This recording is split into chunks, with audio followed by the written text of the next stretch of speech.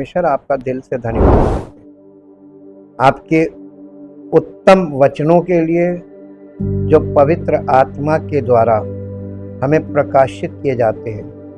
प्रभु, हम आपका दिल से धन्यवाद करते हैं उस जीवन की ज्योति के लिए जो हम लोग प्राप्त कर रहे हैं। आदर और महिमा आपको मिलती रहे और हम सबका जीवन ऐसा हो जिससे हमारे जीवन से, हमारे परिवार से, हमारी जीवन शैली से आपकी महिमा हो, सिर्फ आपकी महिमा, और सारा आदर, सारी महिमा आपको मिले। इससे पहले कि हम आपके वचन को सुने, पढ़ें और समझें, पवित्र आत्मा का नियंत्रण सब वचन के सुनने वालों पर हो, ताकि प्रभु वचन सुनते समय दिमाग भटकने ना पाए, बल्कि हमारा मन, हृदय और मस्तिष्क परमेश्वर के वचन पर पूर्ण रूप से केंद्रित हो और हमारे आत्मा में वो बात उतर जाए जो परमेश्वर अपने वचन के द्वारा हमें बताना चाहते। आदर और महिमा आपको मिले। इस प्रार्थना को यीशु मसीह के पवित्र नाम से मांगते हैं, आमीन। Praise the Lord. सबको जय मसीह की। हम परमेश्वर का बहुत धन्यवाद करते हैं। वो महान सामर्थी परमेश्वर है। और कल जैसा कि हमने आपको अबाउट द फॉल बताया था, पतन के विषय में, उत्पत्ति की पुस्तक में 3 चीजें एक साथ हुई हैं। पहला जनरेशन, उत्पत्ति जिसको बोलते हैं, सब चीजों की सृष्टि हुई, that is called generation in English. उसके बाद हुआ डी जनरेशन, पतन। पतन मीन्स डी जनरेशन। और फिर वहीं से एक प्रॉमिस किया गया था रीजनरेशन, यानी पुनरुत्थान की वायदा किया गया था। पुनरुत्थान का एक और शब्द है, उसको बोलते हैं पुनर्जनन। पुनर्जनन यानी फिर से किसी चीज में जो मर रही है उसमें जीवन ला देना, उसका नया जीवन उसके अंदर आ जाना। इसको आप जैसे एक एग्जांपल दे दें इन बातों को समझने के लिए, कि जब किसी व्यक्ति का लिवर टोटल 100% जब फेल होने लगता है, जब वो 30% रह जाता है, तो एक तरीका है लिवर ग्राफ्टिंग। लिवर को ग्राफ्ट करते हैं। वो ग्राफ्टिंग में करते क्या है कि 30% जो है वो लिवर काम कर रहा है, 70% उसका फेल हो गया है, तो किसी हेल्दी लिवर का टुकड़ा, उसका एक पीस निकालते हैं और उसके अंदर ग्राफ्ट कर देते हैं, ताकि वो हेल्दी वाले से मैक्सिमम पार्ट जो 30% है वो 60-70% तक फंक्शनल हो। ये एक एक्सपेरिमेंट है। कभी बहुत सफल होता है, कभी बिल्कुल सफल नहीं होता है, क्योंकि ये मनुष्य का किया हुआ एक एक्सपेरिमेंट है। वो पुनर्जनन इसी को बोलते हैं, ग्राफ्टिंग। ग्राफ्टिंग का मतलब होता है पुनर्जनन।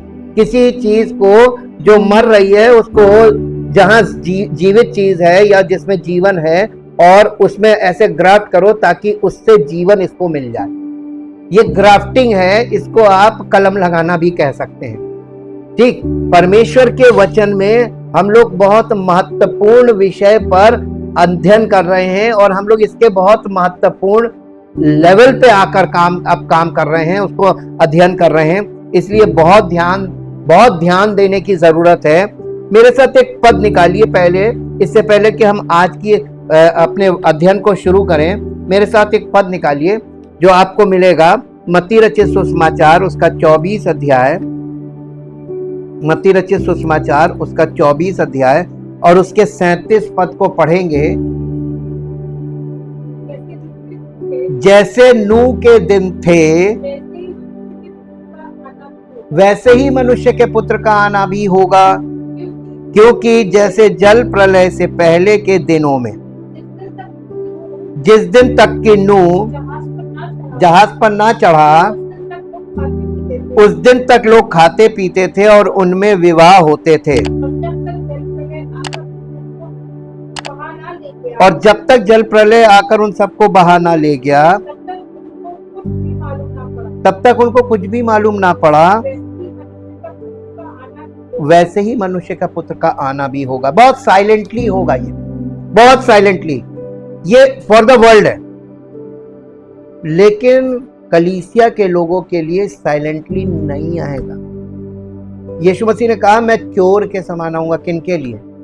जो परमेश्वर के वचन से जागरूक नहीं है, परमेश्वर के वचन में लिप्त नहीं रहेंगे और पवित्र आत्मा के मार्गदर्शन में नहीं होंगे, और प्रभु यीशु मसीह के आत्मिक देह का अंग नहीं होंगे, स्पिरिचुअली मैच्योर नहीं होंगे, पवित्र आत्मा के फलों से सुशोभित नहीं होंगे, उनके लिए यीशु मसीह आएगा तो उन्हें सब मालूम रहेगा।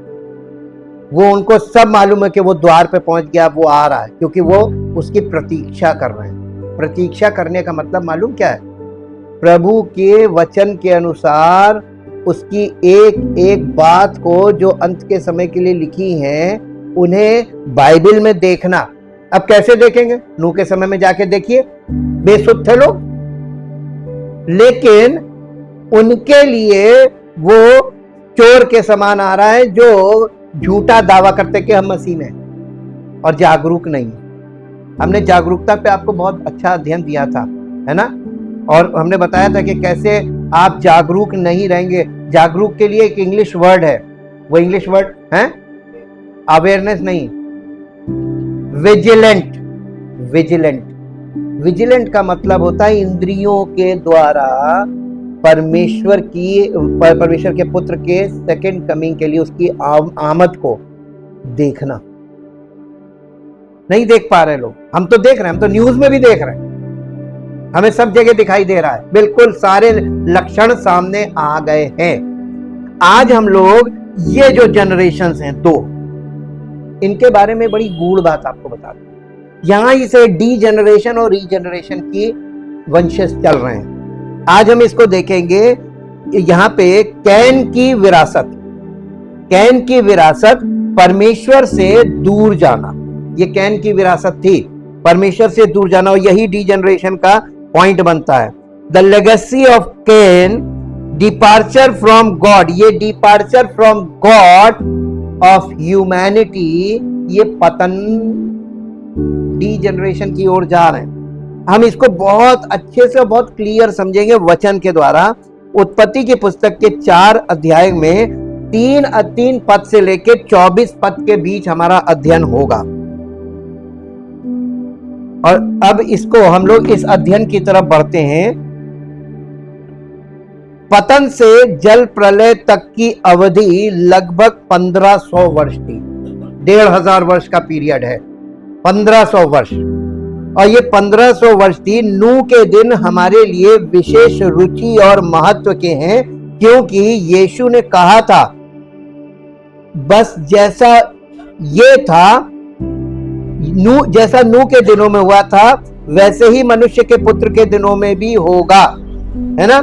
ये बात अभी हम लोगों ने पढ़ी है, और ये बात बिल्कुल सही है कि यीशु मसीह ने हमें उत्पत्ति के यानी नूह के दिनों में ले जाके खड़ा किया।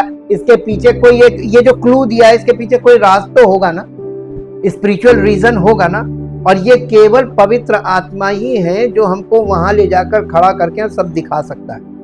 बाकी इंसानों के पास शारीरिक माइंड में कुछ नहीं है, केवल बातें बनाना, व्यर्थ की कल्पनाएं करना, गढ़ना, ये करते हैं।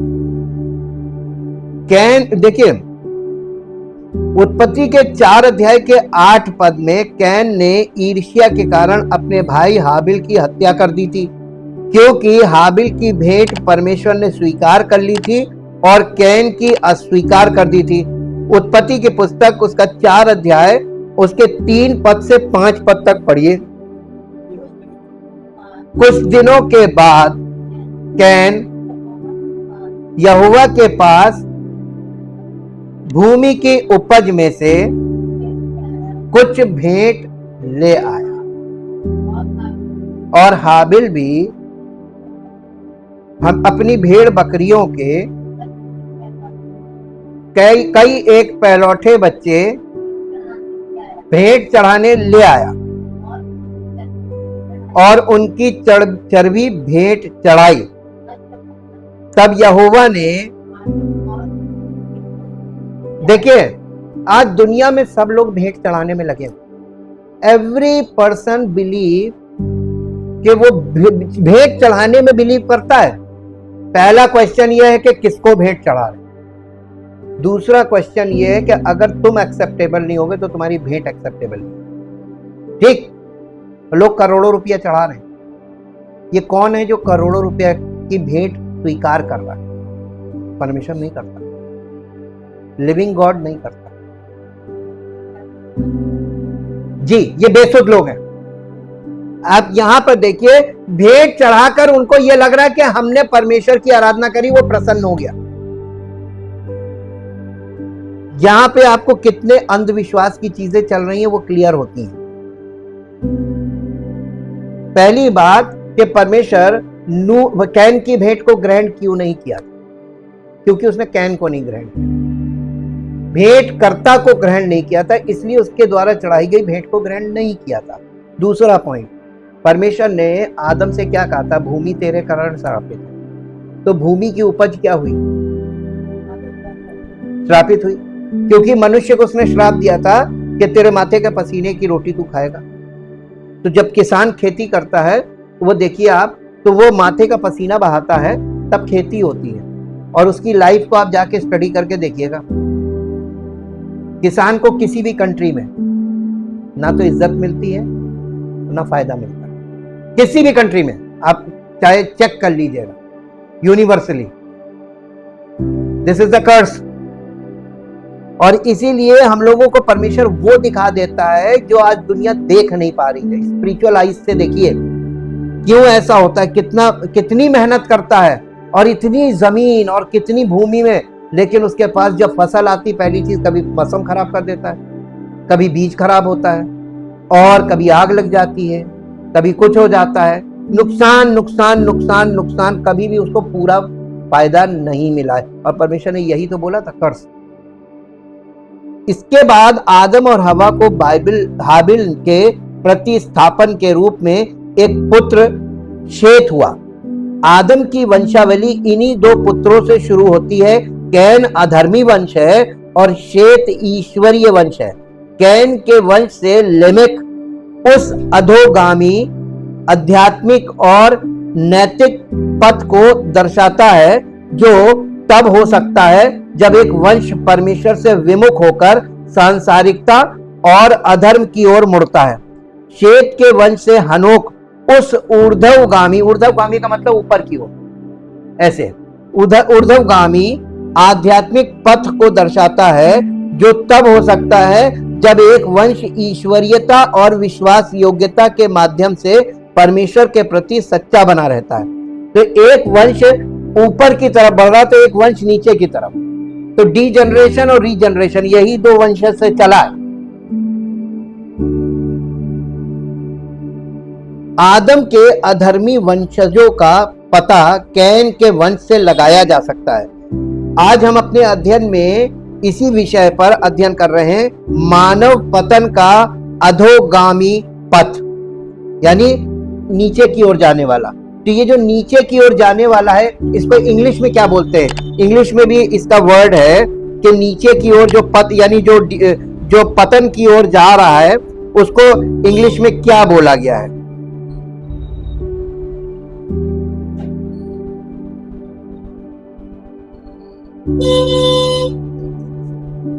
डीजेनरेसी, डीजेनरेशन की जगह डीजेनरेसी।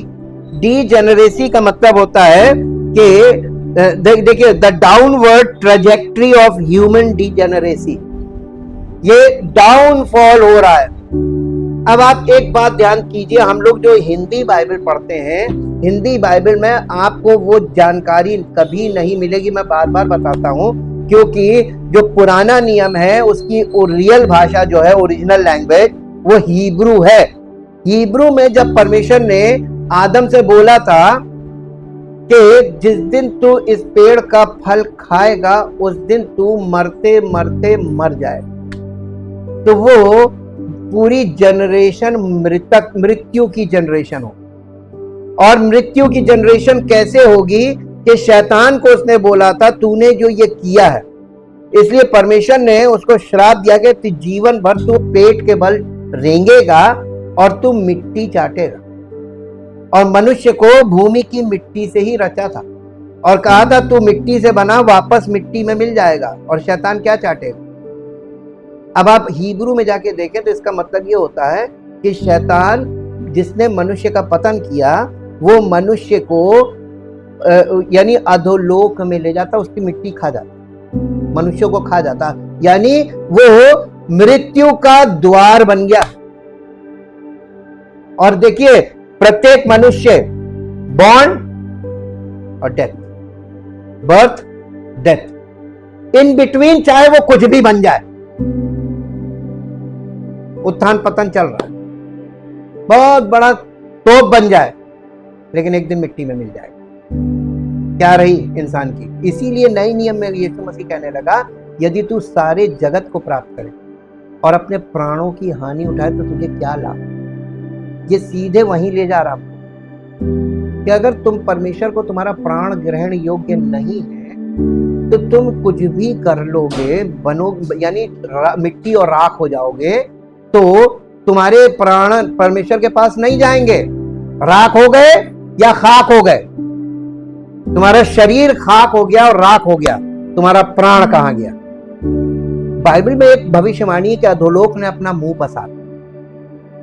ये लोग सब मृत्यु का कौर हो रहे थे। यहां पे जो मृत्यु दिखाई जा रही है, physical death actually eternal death है। अब आप पूछेंगे क्यों? क्योंकि शारीरिक जन्म के बाद अगर आपका आत्मिक जन्म नहीं हुआ, सुसमाचार आपको नहीं मिला, आपने सुसमाचार सुना लेकिन उस पर विश्वास नहीं किया और सुसमाचार पर विश्वास नहीं किया, तो आपके जीवन में यानी पुनर्जन्म नहीं हुआ, नए सिरे से जन्म, अगर आप बॉर्न अगेन नहीं हुए और आपकी डेथ हो गई तो आप कहां जाएंगे? हैं? इटर्नल डेथ हो गई। यहां तक कोई जा नहीं रहा, मालूम है। सब जो है एक जगह पे अटके हुए, फिजिकल माइंड है ना, वो केंद्रित नहीं हो पाता मुद्दे पर। यही बात परमेश्वर ये इटर्नल डेथ को मिटाने के लिए आपके जन्म के बाद और आपकी मृत्यु से पहले इन बिटवीन एक काम होना है, और ये काम अगर नहीं हुआ है तो आप गए। आदम के इस अध्ययन में हम जो चीज देखने जा रहे हैं कि जब आप पालन पोषण, गुस्सा, ये कर सकना, नेतृत्व करने को, विद्रोह खिलाफ ईश्वर, और कब आप बागी खिलाफ ईश्वर, यहां वहां या नहीं कह कहां। अरे ये क्या हो गया? यहां हम परिवार, समाज और अंततः पूरे युग में निरंतर पतन और गिरावट का इतिहास देखते हैं। सबसे पहले परिवार में गिरावट से गलत व्यवहार को बढ़ावा मिलता है। देखिए जो वहां पे गिरावट हुई है ना, परिवार की गिरावट से बच्चों को गलत मार्ग मिल जाता है। हाँ के ना? आज आप ये बताइए कौन सा परिवार है जिस परिवार में फूट ना हो, बच्चे बहुत आज्ञाकारी हो? परिवार बताइए, एक परिवार बता दीजिए। समय के साथ कैन ने परमेश्वर को जमीन की उपज की भेंट, और हाबिल भी अपनी भेड़ बकरियों के पैलौठों में से कुछ एक की चर्बी ले आया। परमेश्वर ने हाबिल और उसकी भेंट का आदर किया, परंतु कैन और उसकी भेंट को उसने कुछ भी चिंता ना की। इसलिए कैन बहुत क्रोधित हुआ और उसका मुंह उतर गया, जैसा कि उत्पत्ति 4 अध्याय के 3 से 5 में हमने पढ़ा। क्रोध कैन के परमेश्वर से दूर हो जाने का पहला कदम। परमेश्वर से दूर हो जाने का पहला कदम क्या था? बहुत से लोग मालूम है कलीसिया से गुस्से में भाग जाते। क्रोध परमेश्वर से दूर हटने का क्या कारण होता है? ये देखिए, और ये पतन का सबसे पहला चिन्ह है क्रोध। परमेश्वर ने नए नियम में यीशु मसीह ने क्या बोला? तो तुम तो क्रोध की संतान हो। हम लोग को क्रोध बहुत आता है, और ये क्रोध जो है ना, ये क्रोध परमेश्वर से हमको दूर कर देता है। क्योंकि क्रोध में आदमी जो करता है ना, वो पाप करता है। कैसे? उसको क्रोध आया, वहां पे इंग्लिश बाइबल में अगर आप पढ़ेंगे तो वहां पे लिखा फिट ऑफ एंगर, यानी गुस्से का दौरा पड़ गया। इसको हिस्टीरिया बोलते हैं, एक भयानक गुस्सा। उसमें आदमी बहुत जल्दी शांत नहीं होता। उसने क्या किया? अपने भाई को मार डाला। इतना भयानक गुस्सा। आज जितने मुकदमे भरे पड़े हैं, क्रोध, कचहरियां भरी पड़ी, जेलें भरी पड़ी, क्रोध। क्रोध देखना चाहते हैं, जेल जाके विजिट करिए। क्रोध देखना चाहते हैं, कचहरी में जाके देखिए, आपको क्रोध के रिजल्ट दिखेंगे। अक्सर ये पूछा जाता है कि परमेश्वर ने हाबिल और उसकी भेंट स्वीकार की, लेकिन कैन और उसकी भेंट को क्यों नहीं? इसके उत्तर में कुछ विद्वान ये तर्क देते हैं कि अंतर भेंट के प्रकार में था। हाबिल ने रक्त बलिदान चढ़ाया, जबकि कैन ने रक्त बलिदान चढ़ाया। कैसे? उसने अपने यानी खून पसीने की कमाई जमीन से पैदा करी, वो भी रक्त बलिदान था। लेकिन चूंकि श्रापित भूमि से वो फसल उगा के लाया, अपने हाथों का परिश्रम।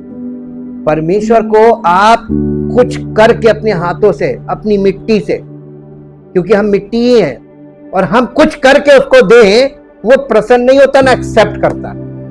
ये बहुत कठिन चीज है आज के युग में लोगों को समझा पाना या समझ पाना। वो परमेश्वर को अपने तरीके से प्रसन्न करना चाहते हैं, नहीं होगा, नहीं होगा। ये आरंभ से ही शुरू से चला आ रहा है, और ये एक प्रकार का विद्रोह होता है, रेबल, कि हम परमेश्वर को जो देंगे परमेश्वर नहीं लेगा, तो हम परमेश्वर को नहीं मानते। जी, सब अपने मन का कर रहे हैं। एक्चुअली ईश्वर के साथ मन की नहीं चलेगी। आपको सरेंडर करना पड़ेगा और आपको उसकी आज्ञा का पालन करना पड़ेगा, अगर आप चाहते हैं कि वो आपको ग्रहण करे। ये उसकी कंडीशन है। हालांकि ये सच है कि रक्त बलिदान का विशेष महत्व था, लेकिन ऐसा कोई विशिष्ट पद नहीं है बाइबल में जो कहता हो कि परमेश्वर ने कैन के बलिदान को अस्वीकार कर दिया क्योंकि वो गलत प्रकार या गुणवत्ता का था। यहाँ ये भेद बलिदान की प्रकृति के से कहीं आगे जाता है। लोग यहाँ बलिदान में फंस गए कि कैन ने वो चढ़ाया, हाबिल ने वो चढ़ाया। एक्चुअली आप बहुत ध्यान से देखिए तो वहां पे सिंपल ये दिखाया कि परमेश्वर ने हाबिल को और उसकी भेंट को ग्रहण किया। पहले कौन ग्रहण योग्य? पहले व्यक्ति, भेंट करता ग्रहण योग्य होगा ना। अगर भेंट करता को परमेश्वर ग्रहण करेगा तो उसको क्यों कर रहा, उसको क्यों नहीं किया? अब ये क्वेश्चन आया, ये उससे आगे की बात हो गई। हाँ, ये बलिदान की प्रकृति से कहीं आगे जाता प्रतीत होता है। पवित्र शास्त्र इस तथ्य की पुष्टि करता है कि हाबिल धर्मी था, जिसका प्रमाण उसकी भेंट थी। इब्रानियों की पत्री उसका 11 अध्याय और उसका 4 पद पढ़िए। इब्रानियों की पत्री 11 अध्याय उसका 4 पद। विश्वास ही से हाबिल ने कैन से उत्तम बलिदान परमेश्वर को चढ़ाया और उसी के द्वारा उसके धर्मी होने की गवाही भी, उसकी भेंट गवाही है। देखिए, आप कई बार लोग मालूम है परमेश्वर को भेंट देने के लिए कैसी मनमानी करते हैं, और भेंट गवाही है। अगर आप भेंट नहीं देते हैं तो परमेश्वर आपके विषय में कहेगा ना, ये मुझसे कनेक्टेड नहीं है। कनेक्शन गवाही से है, भेंट से है, और भेंट गवाही है। कभी नहीं सोचा होगा इस मुद्दे पे। ये बहुत एक इंपॉर्टेंट चीजें हैं जो आज के युग के लोग नहीं जानते। अब यहां पर देखिए एक पॉइंट और आगे हम लोग बढ़ते हैं कि जबकि कैन बुराई का कैन जो था वो एक बुरे उससे आ रहा है, और उसके कर्म बुराई के कर्म थे। पहला यूहन्ना 3 अध्याय और उसका 11 और 12 पद पढ़ दीजिए। पहला यूहन्ना 3 अध्याय उसका 11 और 12 पद। जी, क्योंकि जो सुसमाचार तुमने आरंभ से सुना वो ये है कि हम एक दूसरे से प्रेम रखें और कैन के समान ना हो, जो उस दुष्ट से था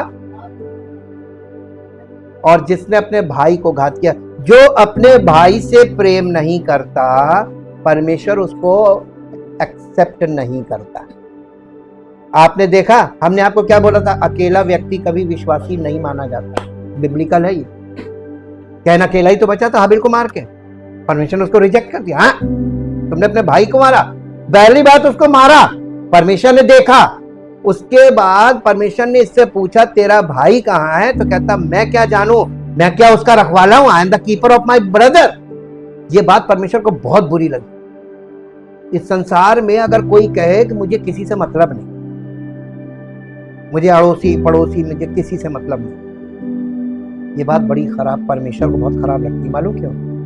आप अकेले कुछ नहीं कर पाएंगे, आपको हमेशा आपके अगल बगल आपके साथ के लोगों की जरूरत पड़ेगी। परमेश्वर ने ऐसा बनाया ही। जब देखिए, जब कोई भी काम होता है हमारे जीवन में, विवाह से लेकर मृत्यु तक, उसमें हमें दूसरों की जरूरत पड़ती है, हाँ के ना? तो हम संबंध नहीं रखेंगे तो कौन आएगा? हम किसी की खबर नहीं रखेंगे तो कौन हमारी खबर रखेगा? रिलेशनशिप, देखिए ताली दोनों हाथ से बजनी चाहिए। तो रिलेशनशिप कितनी इंपॉर्टेंट है, ये फिजिकल भी और स्पिरिचुअल बहुत जरूरी है। आत्मिक तौर पर कलीसिया में हमें उपस्थित होना और अपने अदर बिलीवर्स के साथ, दूसरे सह विश्वासियों के साथ संबंध होना बहुत अनिवार्य है, और एक दूसरे को हमें जानना है स्पिरिचुअली और फिजिकली भी। अब यहाँ पे ये भी चीज क्लियर हुआ, ऐसा प्रतीत होता है कि परमेश्वर ने प्रत्येक मनुष्य के हृदय को देखा और हाबिल में एक धर्मी आराधना करने वाला हृदय पहचाना, परंतु कैन में एक विकृत पतित हृदय देखा। उसका हृदय जो था वो फॉलन हार्ट था। कैन ने अपने भाई हाबिल से बात की जब वे खेत में थे, तो कैन ने अपने भाई हाबिल पर हमला किया और उसे मार डाला। ये 4 अध्याय का 8 पद है। निर्गमन की पुस्तक में मूसा ने भी एक खेत में जाकर एक मिस्री अत्याचारी को मार डाला। ऐसा लगता है कि मूसा और कैन दोनों ने ऐसी जगह चुनी जहां उन्हें लगा कि कोई नहीं देख रहा है, और इसलिए कोई भी सच्चाई का पता नहीं लगा पाएगा। ईर्ष्या और क्रोध के कारण कैन ने अपने भाई की हत्या कर दी, और इस वजह से वो पूरी तरह से परमेश्वर से विमुख हो गया, ईर्ष्या के कारण कि इसकी गारंटी मेरी क्यों नहीं की। आज यही चीज कलीसियाओं में विश्वासियों के और कलीसियाओं के लोगों के बीच में है। ये एक दूसरे की से ईर्ष्या जो करते हैं, और ये शरीर का फल है, यानी शरीर के कामों में आता है। एक पाप कितनी आसानी से दूसरे पाप की ओर ले जा सकता है। अगर आप पहले पाप का न्याय नहीं करते तो आप अगले प्रलोभन के लिए खुले और अति संवेदनशील होते हैं। क्रोध को शुरुआत में ही कुचल देना चाहिए, इसे बढ़ने ना दें, तुरंत इसका न्याय करें, क्योंकि जब आप पालन पोषण गुस्सा ये कहकर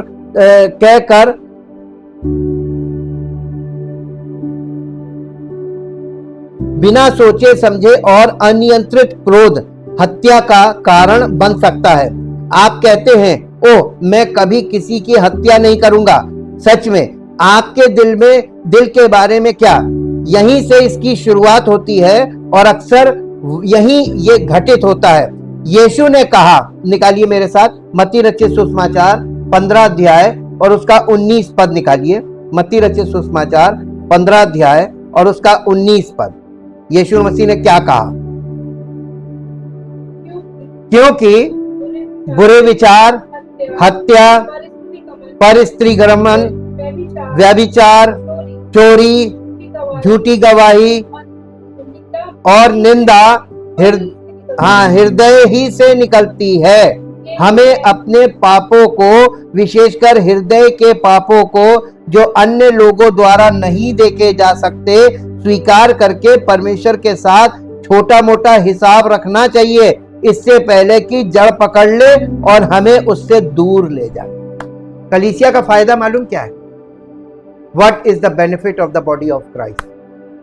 कलीसिया में आते रहने से आप अपना हिसाब किताब वचन सुनकर समय समय पर पश्चाताप करते रहेंगे। पश्चाताप एक बार का नहीं है, ये आपकी आखिरी सांस तक होने वाला है, क्योंकि आपके अंदर ये एक ऐसी, हमारा हृदय एक ऐसी भूमि है जहां पर ऊंट कटारे उगते रहेंगे।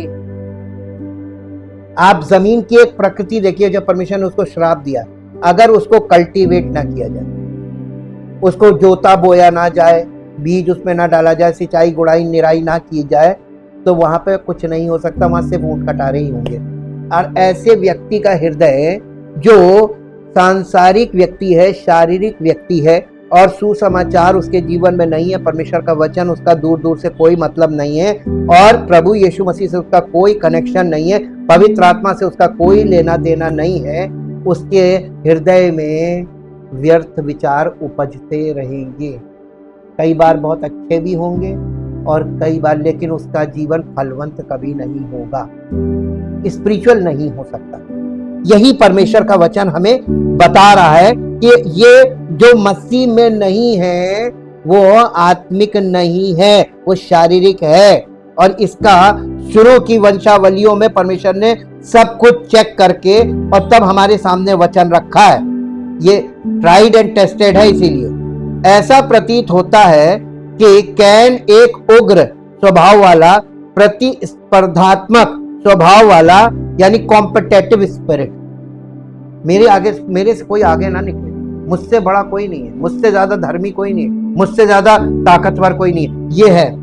और स्वार्थी और आध्यात्मिक रूप से अभिमानी, आध्यात्मिक रूप से अभिमानी, ये सेल्फ राइचियसनेस को दिखाता है। अभिमानी व्यक्ति था, वो भूमि की उपज का चढ़ावा लाया था और परमेश्वर ने उसकी भेंट के साथ अस्वीकार कर दिया उसको, और उसकी भेंट को अस्वीकार कर दिया था। जब हमारा कोई काम परमेश्वर को स्वीकार्य नहीं होता तो वो हमारे पास दो विकल्प होते हैं। हम अपने किए पर पश्चाताप कर सकते हैं, बदलाव ला सकते हैं और परमेश्वर के बताए तरीके से काम कर सकते हैं। एक तो ये तरीका है, या फिर हम परमेश्वर से नाराज हो सकते हैं, उससे मुंह मोड़ सकते हैं और अपनी मनमानी और विद्रोह करते रह सकते हैं। कैन ने दूसरा रास्ता चुना। अगर परमेश्वर कैन की उपासना स्वीकार नहीं करता तो कैन परमेश्वर को अपने जीवन से निकाल देता है। कितने लोग ऐसे ही मालूम है परमेश्वर के वचन से ठोकर खाते भाग जाते हैं, नहीं मैं नहीं एक्सेप्ट कर सकता। इतने यहूदी इससे ठोकर खा गए तो बाकी लोगों की तो छोड़ दीजिए, कितने खाएंगे। और ये सत्य अगर मालूम हो जाए ना तो आपको पता चल जाएगा, ट्रुथ जब आप खोलेंगे या ट्रुथ लेकर खड़े होंगे तो आगमन आना जाना लगा रहेगा, आपको परेशान नहीं होना, आपको तो परमेश्वर बहुत कुछ दिखाएगा। परिवार में गिरावट से विकृत व्यवहार को बढ़ावा मिलता है। यानी ये जो विकृत व्यवहार, इसको इंग्लिश में क्या बोलेंगे? विकृत व्यवहार को, विकृत व्यवहार। Degradation in the family leads to deviant behaviour. Deviant behaviour ये एक ऐसा बिहेवियर है विद्रोह करने वाला। और मालूम, परमेश्वर से विद्रोह करते हैं, अपने माँ बाप से भी विद्रोह करते हैं ऐसे बच्चे। जो परमेश्वर का नहीं होगा वो किसी का नहीं होगा। परिवार में विकृत व्यवहार समाज में अलगाव की ओर ले जाता है। उत्पत्ति की पुस्तक 4 अध्याय 12, 13, 14, 15, 4 पद पढ़ दीजिए। 12, 13, 14, 15। चाहे तू भूमि पर खेती करे तो भी उसकी पूरी उपज कभी तुझे नहीं मिलेगी। परमेश्वर ने शुरू में बोल दिया था 100% रिजल्ट नहीं होगा, और तू पृथ्वी पर भटकने वाला और भगोड़ा होगा। तब कैन ने यहोवा से कहा, मेरा दंड सहने से बाहर है।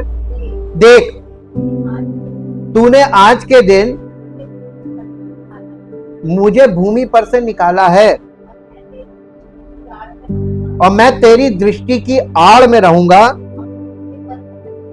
और पृथ्वी पर भटकने वाला और भगोड़ा रहूंगा,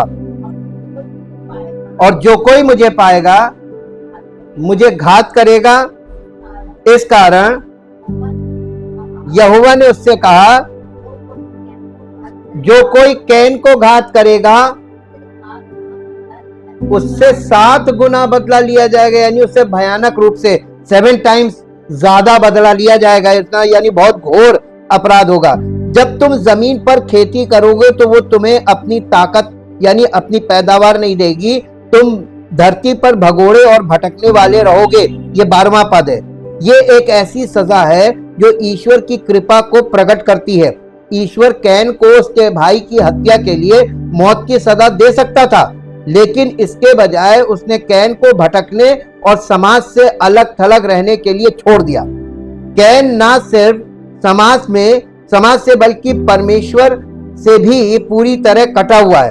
उसे जरा भी पछतावा नहीं है, वो बस अपनी किस्मत के बारे में शिकायत करता है। और फिर उसके बाद 13वां पद है, कैन ने कहा परमेश्वर से कहा, मेरी सजा मेरी सहन शक्ति से अधिक है। देख, तूने आज मुझे भूमि पर से भगा दिया है और मैं तेरी दृष्टि में छिप जाऊंगा। मैं पृथ्वी पर भगोड़ा और आवारा रहूंगा और जो कोई मुझे पाएगा वो मुझे मार डालेगा।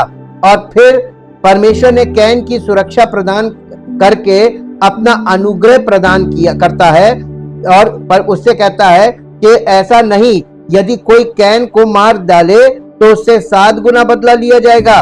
और परमेश्वर ने कैन पर एक निशान लगा दिया कि ऐसा ना हो कि कोई उसे पाकर उस पर आक्रमण करे और उसे मार दे।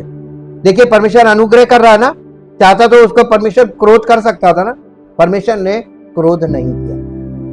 कितना परमेश्वर में प्रेम है। और लोग परमेश्वर को कितना गलत समझते हैं। परिवार में विकृत व्यवहार समाज से अलगाव की ओर ले जाता है और समाज से अलगाव परमेश्वर से दूर जाने की ओर ले जाता है। उत्पत्ति की पुस्तक 4 अध्याय के 16 से 18 में देखेंगे, ईश्वर से विदा होना दूरी से शुरू होता है और प्रभु की उपस्थिति से दूर जाना एक सौम्य कार्य प्रतीत हो सकता है, शायद किसी आदेश या स्वेच्छाचार का परिणाम, लेकिन ये एक ऐसे मार्ग की शुरुआत करता है जो और भी अधिक अधर्म में पतित हो जाएगा। अदन के साथ किसी भी संबंध में कोई रुचि नहीं, शायद उस स्थान से जुड़ना नहीं चाहता जहां परमेश्वर कभी अपने पिता के साथ दिन की ठंडी हवा में टहलते थे। हर बार जब वो करूबों को जलती हुई तलवार के साथ उसके द्वारों की रखवाली करते देखता तो उसे परमेश्वर के न्याय की याद नहीं दिलाना चाहता था, बल्कि परमेश्वर से पूरी तरह छुटकारा पाना चाहता है। आदम और हवा से भी अधिक अदन से दूर होना चाहता था। कौन? कैन बहुत दूर जाना मांग रहा था। इन लोगों मैं किसी के साथ नहीं रहूंगा। और उसने आदम और हवा के और भी बच्चे हुए थे, शेत के वंश हैं, उसके अलावा और भी थे, इनमें से किसी के साथ नहीं। वो डिस्कनेक्ट, देखिए एक अलग वंश चल रहा है और ये जीनियोलॉजी अलग चल रही है। और ये देखिए अदर सन्स एंड डॉटर्स, ये हाबिल को तो मार दिया था। ये बिल्कुल एकदम एग्जैक्ट यहीं से निकल रहा है। कैन परमेश्वर से बहुत दूर है। नोड हमने पढ़ा, नोद नामक हिंदी में लिखा। नोद की भूमिका का मतलब है भटकने की जमीन। परमेश्वर ने कैन के बारे में ठीक यही कहा था कि वो भटकेगा और भगोड़ा होगा। अपने समुदाय से जुड़ाव और पहचान की सारी भावना खो बैठा। नोद की भूमि में रहते हुए कैन बिना जड़ों के एकांत में रहा, यानी किसी परिवार के किसी व्यक्ति से दूर दूर तक कोई लेना देना नहीं। ऐसा कोई रिकॉर्ड नहीं है कि कैन कभी वापस लौटा। उसने अपने परिवार की जड़ों और अपने परिवार के परमेश्वर से मुंह मोड़ लिया। निसंदेह ये अपने परिवार के इतिहास के बारे में सब कुछ जानता था। उसने शायद अपने पिता आदम से अदन की सुंदरता और पूर्णता के बारे में, उन पर लगाए गए एकमात्र प्रतिबंध के बारे में सुना होगा कि वे बगीचे में हर पेड़ का फल खा सकते थे, पर भले या बुरे के ज्ञान का वृक्ष जो है उसका फल तुम कभी ना खाना। परमेश्वर ने उनसे कहा था, क्योंकि जिस दिन तुम उसका फल खाओगे उसी दिन अवश्य मर जाओगे। ये 2:17। उसने निसंदेह अपने पिता से सुना होगा कि कैसे उसके माता पिता सांप के बहकावे में आ गए थे और कैसे परमेश्वर ने उन्हें उनके पाप की सजा के तौर पर बगीचे से बाहर निकाल दिया था। कैन जानता था कि परमेश्वर की आराधना करना सही और उचित है। निसंदेह उसने ये बात अपने पिता से सीखी थी, लेकिन ये परमेश्वर की आराधना अपनी शर्तों पर करना चाहता था। आज ज्यादातर लोग क्या करते हैं? अपने तरीके से, this is my way. There is a big difference. The way of God is heavenly way, not earthly way. और इसीलिए वो शारीरिक मनुष्यों की आराधनाओं को एक्सेप्ट नहीं करता है। ये खास बात है। ऐसा लगता है कि कैन के मन में परमेश्वर के प्रति गहरी नाराजगी थी, शायद इसलिए कि परमेश्वर ने उसके माता पिता के साथ क्या किया था, शायद इसलिए कि वो अपने हठी स्वभाव का था कारण जो भी हो रहा हो, उसने परमेश्वर से मुंह मोड़ लिया। कैन धर्म त्यागी बन गया। इसको अपोस्टेट बोलते हैं इंग्लिश में। अपोस्टेट का मतलब परमेश्वर के मार्ग को छोड़कर एक अपनी धार्मिकता की स्थापना करने लगा। Make your own righteousness, your own righteous way, इसको अपोस्टेट बोलते हैं इंग्लिश में। आप इसको गूगल में सर्च करके देख सकते हैं। यह अपोस्टेट हो गया और वो अपने पिता के परमेश्वर को जानता था और परमेश्वर के सत्य को जानता था। वो परमेश्वर के लोगों के बीच रहा था, उसने परमेश्वर की आराधना में भाग लिया था और वो एक विश्वासी जैसा दिखता था, वो एक विश्वासी के लाभों का आनंद लेता था, लेकिन उसने उससे मुंह मोड़ लिया। आज बहुत लोग कलीसियाओं में जो आते हैं और बॉन्ड में अकेले भी हो जाते हैं और उसके बाद क्या करते हैं, ठोकर खाते भागते, फिर वो अपनी धार्मिकता स्थापित करने लगते हैं, वो अपना प्रचार करने लगते हैं, अपनी, यही तो झूठी शिक्षा बन जाती है। और इन्हीं को बोला गया दुष्ट आत्माओं की शिक्षा। पौलुस ने इसी तरीके की सेवकाई को बोला दुष्ट आत्माओं की शिक्षा। एक मसीही परिवार में ना पले बड़े व्यक्ति का परमेश्वर के बारे में कभी ना सोचना एक बात है, ये दुखद है, लेकिन समझ में आता है एक ऐसे व्यक्ति का परमेश्वर के प्रति पूरी तरह से उदासीन होना एक बात है जिसने कभी परमेश्वर का वचन पढ़ा हो या सुना हो, कभी बाइबल पर विश्वास करने वाली कलीसिया में गया हो, कभी किसी ने उसके साथ सुसमाचार साझा ना किया हो, वो दुखद है, लेकिन समझ में आता है। हालांकि सृष्टि की गवाही और अपने विवेक की गवाही के कारण वे परमेश्वर के सामने पूरी तरह से उत्तरदायी हैं, फिर भी हम समझ सकते हैं कि वे परमेश्वर के बिना जीवन जी रहे होंगे। लेकिन एक ऐसे व्यक्ति के लिए जिसने सत्य को जाना, एक विशेषाधिकार प्राप्त विश्वासी परिवार में पला बढ़ा है और परमेश्वर के साथ घनिष्ठता का आनंद लिया है, ऐसे व्यक्ति का परमेश्वर से पूरी तरह विमुख होना धर्म त्याग, अपोस्टेसी इसी को बोलते हैं। ये एकदम से छोड़ के भाग गए, जानबूझकर ज्ञात सत्य से विमुख होना। यही कारण है कि यहूदा कैन को एक धर्म त्यागी के रूप में प्रस्तुत करता है।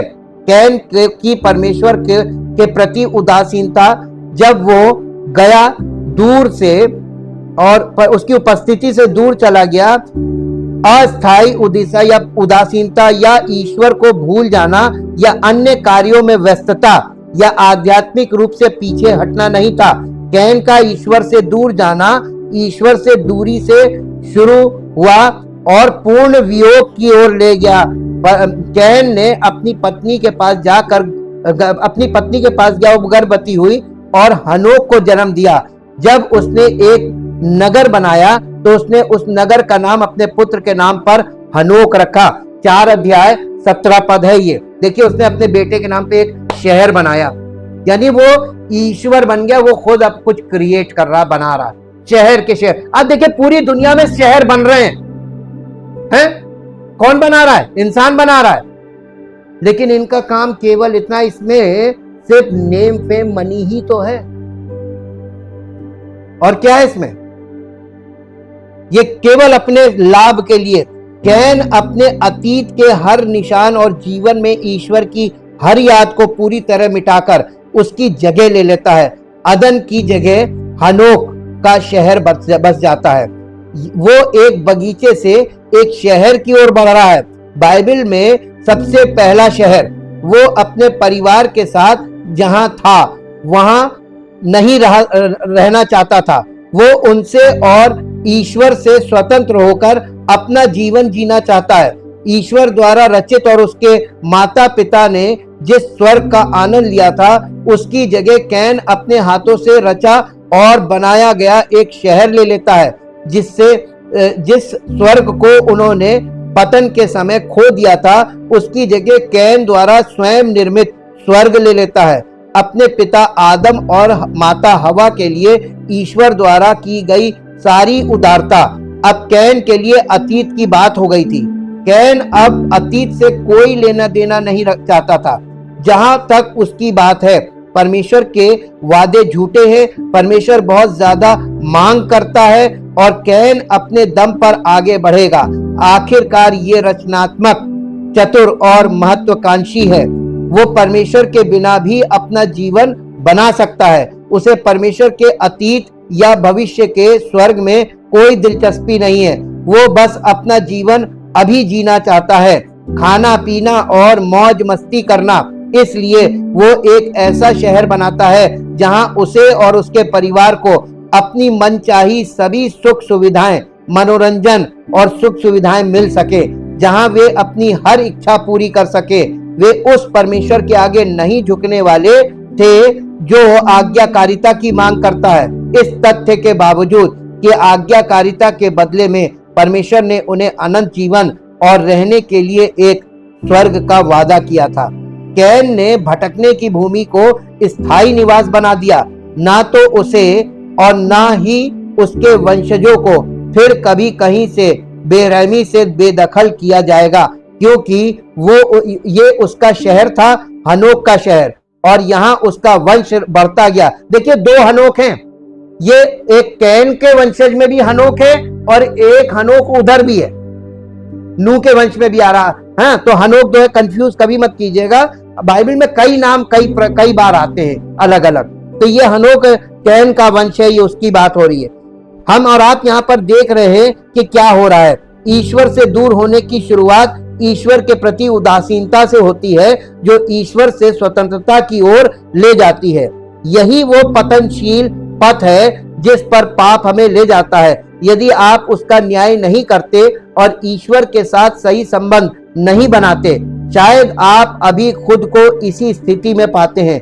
जब आप अपने जीवन पर विचार करते हैं तो आपको एहसास होता है कि ईश्वर के साथ आपके रिश्ते में आप जिस स्थिति में हैं, उसकी शुरुआत ईश्वर से एक छोटे से कदम दूर होने से हुई थी।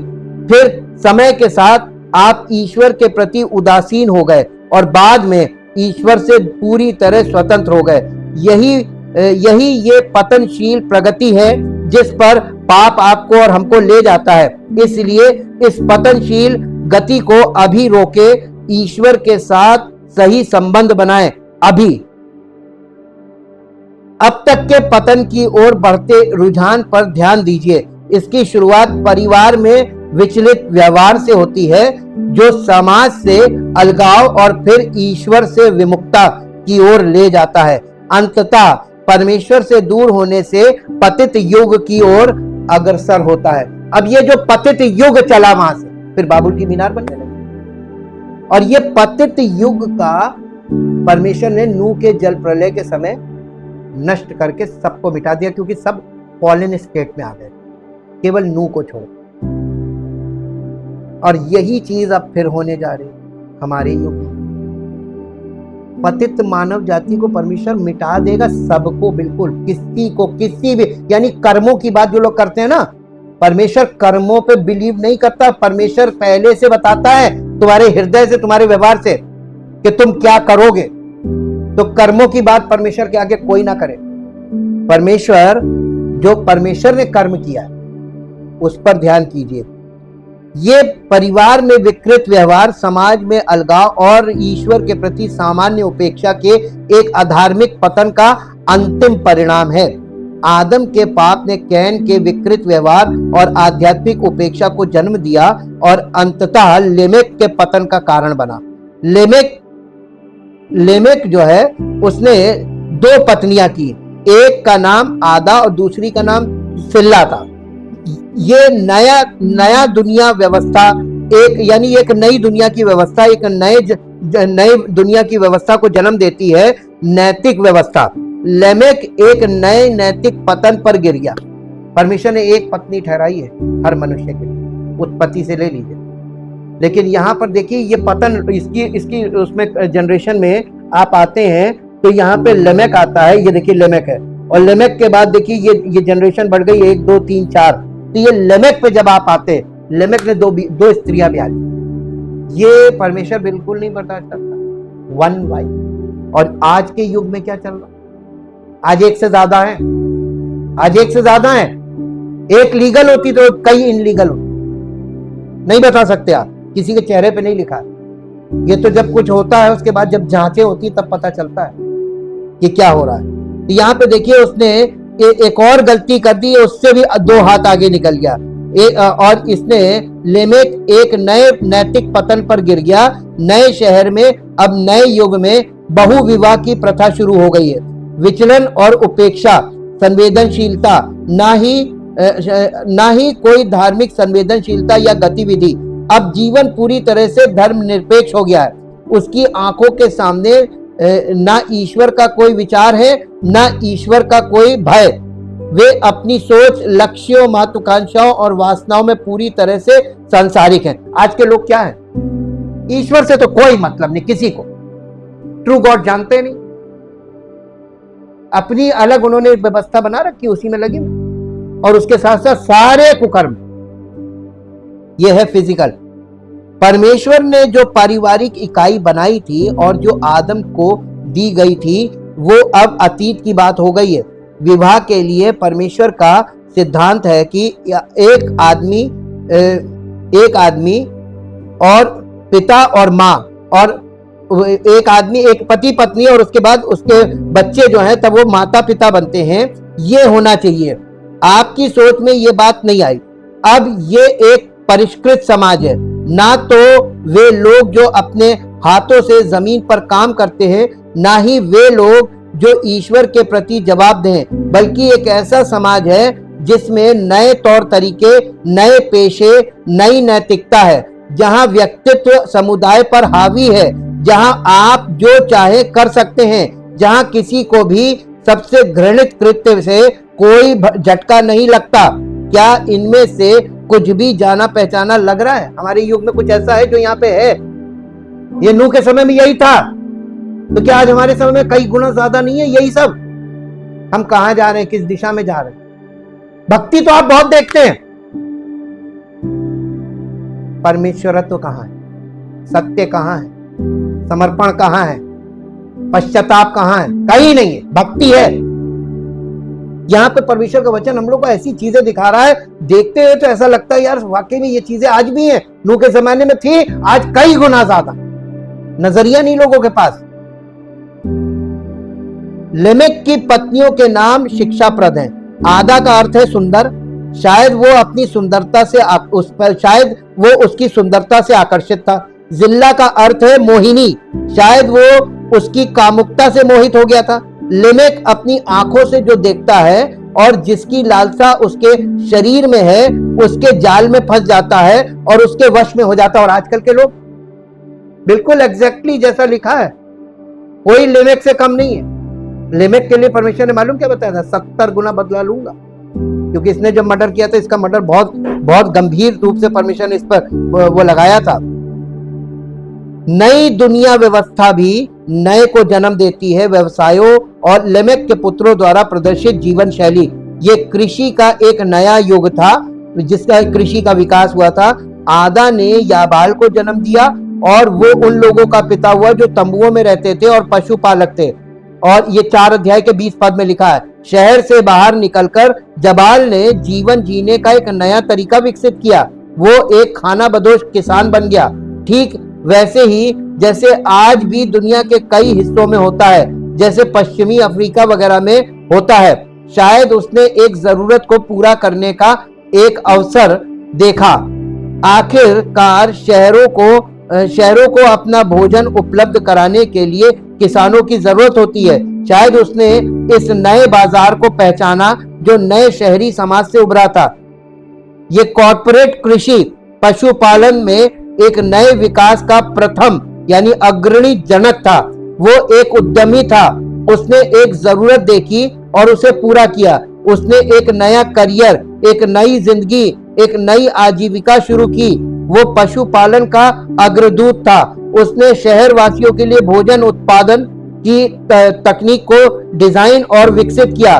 जो कोई भी ये जानना चाहता था कि ये कैसे किया जाता है, वो जबाल के पास जाता था।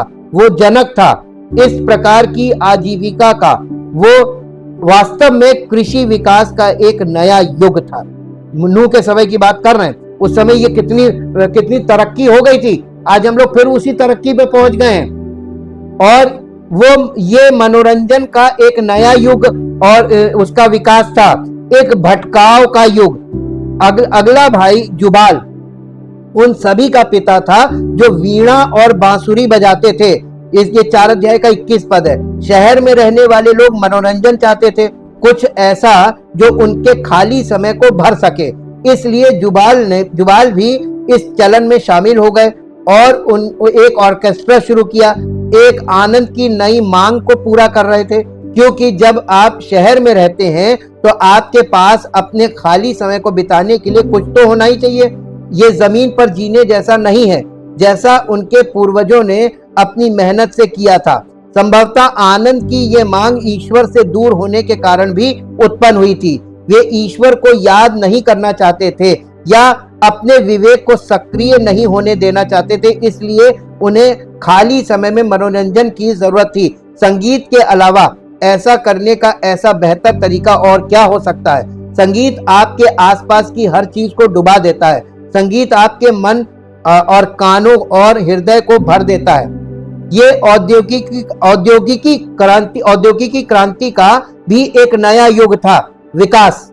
जिल्ला ने टूबल कैन को भी जन्म दिया। वो पीतल और लोहे के सभी उपकरणों का गढ़ने वाला था। 4:22 पे आ गए।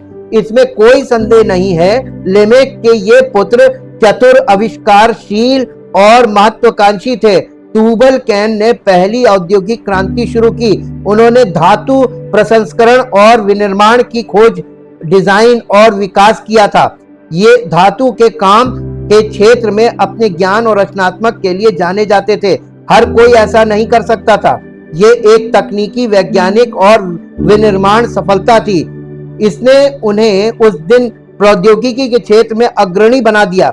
वो उस समय के Benjamin Franklin, Alexander Graham Bell, Henry Ford, Bill Gates, Steve Jobs थे। ये उस दिन की उतनी ही बड़ी सफलता थी जितनी बाद में प्रिंटिंग प्रेस और उससे भी बाद में औद्योगिक उत्पादन।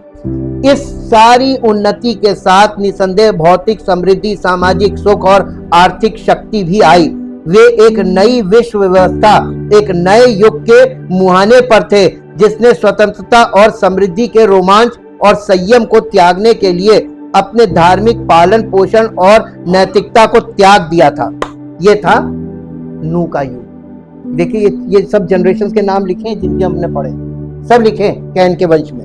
ये लोग थे। इतनी तरक्की, लोग सोचते तरक्की का मतलब ईश्वर प्रसन्न है ना, ये डी जनरेशन में आ रहा है।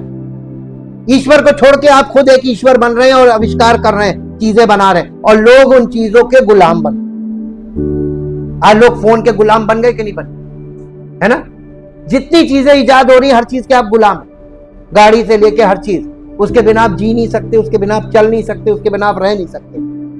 ये गुलामी है। अंततः ये सामाजिक विकास, यहाँ दुख की बात है कि हम सामाजिक पतन के निम्नतर स्तर पर पहुंच गए हैं, क्योंकि व्यक्तिगत पतन सामाजिक पतन की ओर ले जाता है, जो आमतौर पर क्रोध, बदले, प्रतिशोध और स्पष्ट अवज्ञा से चिन्हित होता है। लिमेक ने अपनी पत्नियों से कहा, हे आदा और हे सिल्ला, मेरी बात सुनो। हे लिमेक की पत्नियों, मेरी बात सुनो। मैंने एक पुरुष को मार डाला है क्योंकि उसने मुझे घायल किया था, अर्थात एक जवान को जिसने मुझे मारा था। यदि कैन का बदला 7 गुना है तो लिमेक का बदला 7 के 70 गुना होगा।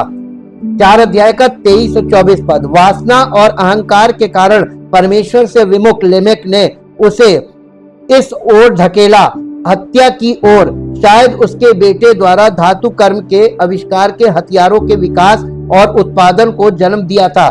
पाठ में हमें ये नहीं बताया, शायद परिवार इतना शक्तिशाली और इतना अमीर हो गया था कि उनकी जान को खतरा था।